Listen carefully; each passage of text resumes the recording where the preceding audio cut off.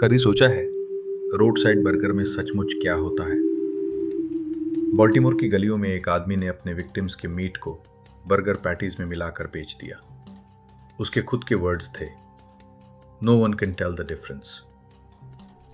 तो सवाल यह है, क्या अनजान लोगों ने वाकई इंसानी मांस खाया? वो बर्गर जो आप रोड साइड स्टॉल से खाते हैं, उसमें क्या सचमुच बीफ या पोर्क होता है, या फिर उसमें छुपा हो सकता है कोई और राज? आज की कहानी है जो मैकनी की।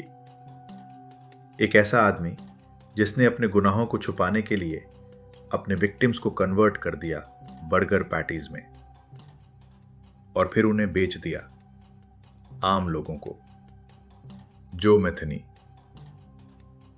जन्म 1955, बॉल्टिमोर मैरीलैंड में। चाइल्डहुड में ही फैमिली टूट गई।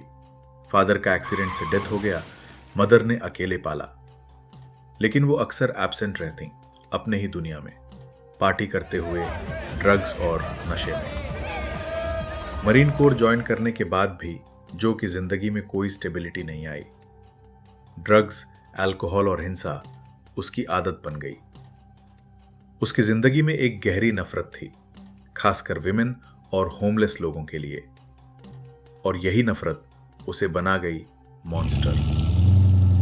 1990 के बीच बॉल्टिमोर की सड़कों पर सेक्स वर्कर्स और होमलेस लोग सडनली गायब होने लगे। मैथनी उन्हें अपने घर बुलाता, ड्रग्स और फूड का लालच देकर, और फिर हत्या। बॉडीज को वो टुकड़े करता और कुछ हिस्से को अपने फ्रीजर में स्टोर कर लेता। लेकिन असली हॉरर तब शुरू हुआ जब उसने ये फ्लेश मिलाना शुरू किया पोर्क और बीफ के साथ। उसके वर्ड्स में, ह्यूमन फ्लेश का टेस्ट ऑलमोस्ट पोर्क जैसा होता है, अगर मिक्स करो तो कोई डिफरेंस नहीं जान सकता। उसने रोड साइड पर एक बारबेक्यू स्टैंड लगाया और वहां बर्गर्स में सर्व किया ह्यूमन मीट। दिसंबर 1996 की एक ठंडी रात, जो मैथनी ने रीटा कैंपर नाम की महिला को अपने घर बुलाया। वो जानती थी कि ये बस एक और ग्राहक है, लेकिन उसे अंदाजा नहीं था कि आज रात उसकी जिंदगी सबसे बड़ी परीक्षा से गुजरेगी। घर के अंदर जाते ही एटमॉस्फेयर बदल गया। दरवाजा लॉक हो चुका था। मैथनी का चेहरा अब फ्रेंडली नहीं था, बल्कि ठंडा और खतरनाक।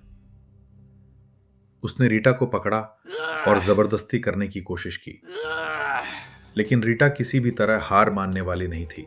उसने रेजिस्ट किया, चिल्लाने की कोशिश की। मैथनी गुस्से में बोला, कोई तुम्हारी आवाज नहीं सुन पाएगा, यहां कोई नहीं आएगा। वो उसे बांधना चाहता था, लेकिन उसी मोमेंट रीटा को मौका मिला। वो मैथनी को जोर से धक्का देकर भागी, दरवाजा खींचा और अंधेरी रात में बेयरफुट भाग निकली। ठंडी हवा, कीचड़ भरी जमीन और पीछे से मैथनी की गुस्से भरी आवाज। रीटा किसी तरह पास के रोड तक पहुंची और वहां एक ट्रक ड्राइवर को सिग्नल दिया। उसकी हालत देखकर ड्राइवर ने तुरंत उसे उठाया और पुलिस को कॉल किया। पुलिस जब पहुंची तो मैथनी के घर से सड़ांध की स्मेल आ रही थी, और वहीं से शुरू हुआ उसके कन्फेस करने का हॉरिफाइंग सिलसिला। पुलिस जब मैथनी को अरेस्ट करती है तो वो कामली कन्फेस करता है, यस, मैंने मर्डर्स किए हैं, और हां, लोगों को ह्यूमन मीट खिलाया है।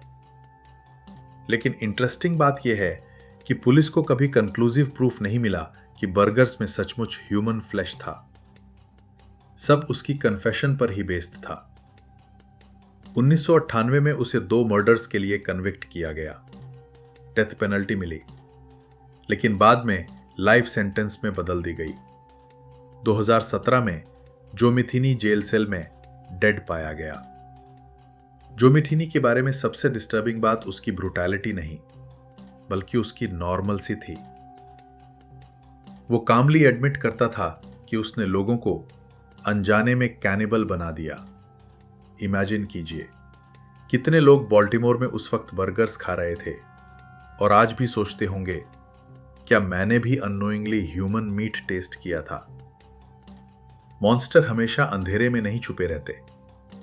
कभी कभी वो रोड साइड पर खड़े होकर मुस्कुराते हुए हमें बर्गर सर्व करते हैं। सो अगली बार जब आप कोई स्ट्रीट बर्गर उठाएं तो एक सवाल जरूर सोचना, आपके बर्गर में सच में क्या है।